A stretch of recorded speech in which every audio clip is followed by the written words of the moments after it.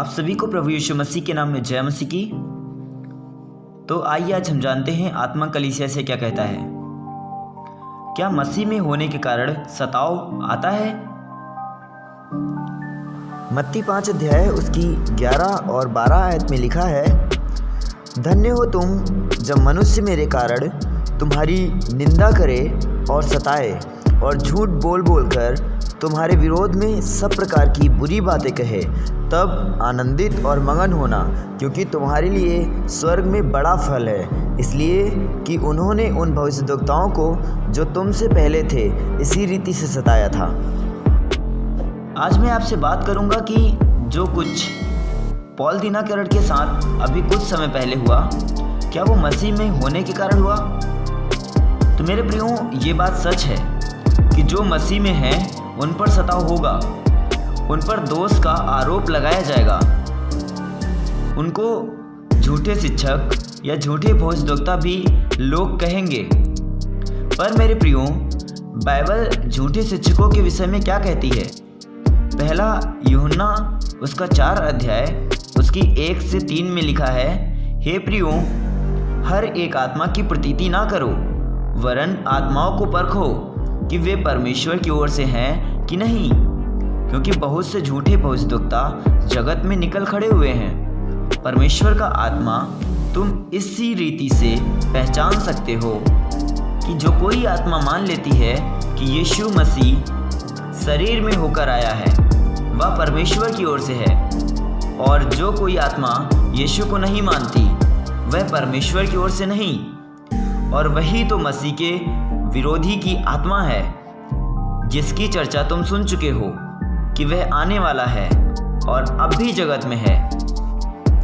तो मेरे प्रियो, बाइबल झूठे शिक्षकों के विषय में बताती है कि जो झूठे शिक्षक हैं वो हर प्रकार के चमत्कार करेंगे, वो बड़े बड़े आश्चर्य कर्म करेंगे, यहाँ तक कि आसमान से आग भी गिरा देंगे। परंतु बाइबल कहती है कि वो इस बात पे विश्वास नहीं करेंगे कि यीशु मसीह शरीर में होकर आया।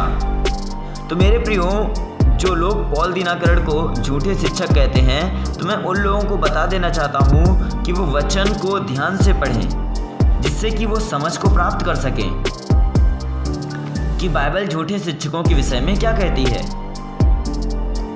कुछ लोग जो मसीह में हैं, वो लोग भी प्रभु के दास पॉल दीनाकरण को गलत कह रहे थे।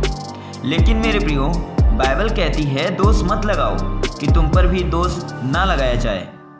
तो मेरे प्रियो, हम एक दूसरे पे दोष ना लगाएं, क्योंकि हो सकता है कि आपने किसी व्यक्ति को गलत समझ के अपने दिल में वो बात छुपा रखी है, लेकिन वो व्यक्ति गलत ना हो,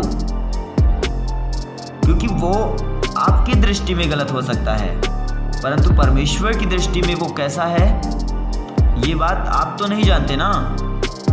जब अय्यूब बड़ी परीक्षा में पड़ा तो उसके मित्र उसे ठट्ठों में उड़ा रहे थे, क्योंकि उन्हें पता ही नहीं था कि उसके जीवन में क्या चल रहा है। कोई भी उसके संग ऐसा मनुष्य न था जो उसको संतावना देता या उससे शांति की बातें करता या उसके हौसले को बढ़ाता कि वह परीक्षा में मजबूत बना रह सके। मेरे प्रियो, सब लोग जो उसके संग थे, सब उसको ठट्ठों में उड़ा रहे थे, कोई उसे समझ नहीं रहा था। यहाँ तक कि उसकी पत्नी ने भी उसे कोसा और छोड़कर चली गई। तो मेरे प्रियो, जो अय्यूब के साथ हो रहा था, क्या अय्यूब ने कोई परमेश्वर के विरोध में काम किया था? नहीं, लेकिन लोग उसे गलत समझ रहे थे कि जरूर इसने परमेश्वर के विरोध में कुछ किया है। तो मेरे प्रियो, मनुष्यों की दृष्टि में गलत हो सकता है, क्योंकि बाइबल कहती है कि परमेश्वर और मनुष्य की सोच विचारों में जमीन और आसमान का अंतर है।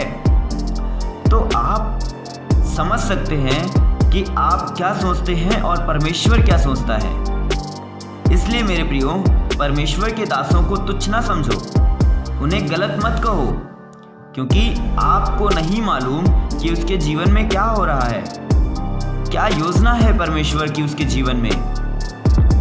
इसलिए जो लोग परमेश्वर के दासों पर दोष लगाते हैं, उन्हें गलत कहते हैं, वो लोग ऐसा करके अपने ऊपर दोष को लाते हैं, क्योंकि बाइबल कहती है कि जो कोई दोष लगाएगा उस पर भी दोष लगाया जाएगा। मेरे प्रियो, यदि एक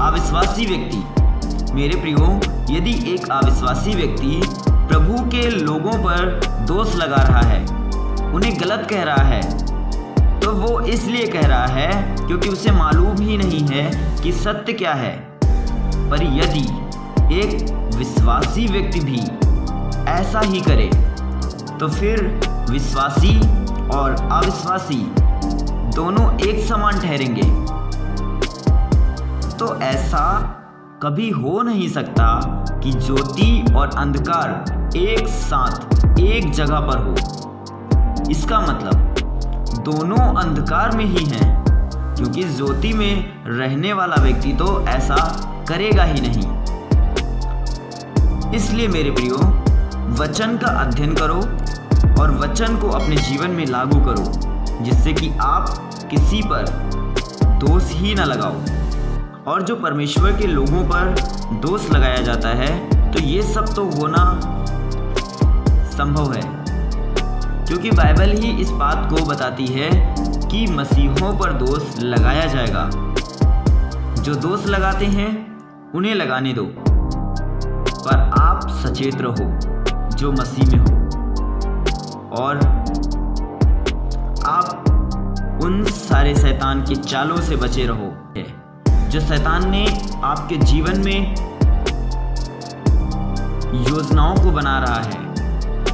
आप उसके योजनाओं को सफल ना होने दो, क्योंकि जब हम मसीह होने के नाते एक दूसरे पर दोष लगाते हैं, जब एक दूसरे को गलत बोलते हैं, एक दूसरे पर बुरी बुरी बातें कहते हैं, तो मेरे प्रियो, शैतान खुश होता है, क्योंकि वो अपनी योजना में सफल हो रहा होता है। इसलिए मेरे प्रियो, शैतान को अवसर ना दो, उसे बिल्कुल अवसर ही ना दो कि वो आपके जीवन को बिगाड़े, कि वो आपके जीवन में ऐसी परिस्थितियों को लेकर के आए। उसे अवसर ही ना दो, क्योंकि जब हम परमेश्वर के विरोध में कोई काम करते हैं, तभी शैतान को मौका मिल जाता है हमारे जीवन में गलत करने का। तभी वो हमारे जीवन में आता है और हमारे जीवन में उस थॉट को डालता है जो कि गलत है, और उससे हम पाप कर जाते हैं। इसलिए मेरे प्रियो, मैं आप सभी से निवेदन करता हूँ कि आप प्रार्थना में, वचन में मन लगाओ, ध्यान लगाओ, जिससे कि आप खाली ही ना रहो। जैसे कि एक गिलास यदि भरा रहता है तो उसमें कुछ नहीं जा सकता, उसी प्रकार जब तक आप भरे रहेंगे, पूरे रहेंगे, तब तक आप में कुछ नहीं जाएगा। आप मसीह के वचनों से, आप मसीह की सामर्थ से भरे रहो, जिससे कि शैतान को अवसर ही ना मिले आप में बुरे थॉट डालने का। और एक खुशी की बात मैं आपको और बता दूं कि जो पॉल दिनाकर के घर पे रेड पड़ी थी और उसमें जो कुछ भी मिला था, तो पॉल दिनाकर जी ने उस सारी चीज़ों को क्लियर कर दिया है, और जो जीसस कॉल्स बंद हो गया था वो अब फिर से शुरू हो गया है। इसलिए मेरे प्रियो, आप सब खुश रहो और मसीह में आगे बढ़ते जाओ। परमेश्वर आप सभी के साथ है। जय मसीह की। God bless you. परमेश्वर आप सभी को बहुतायत की आशीष दे। आमीन।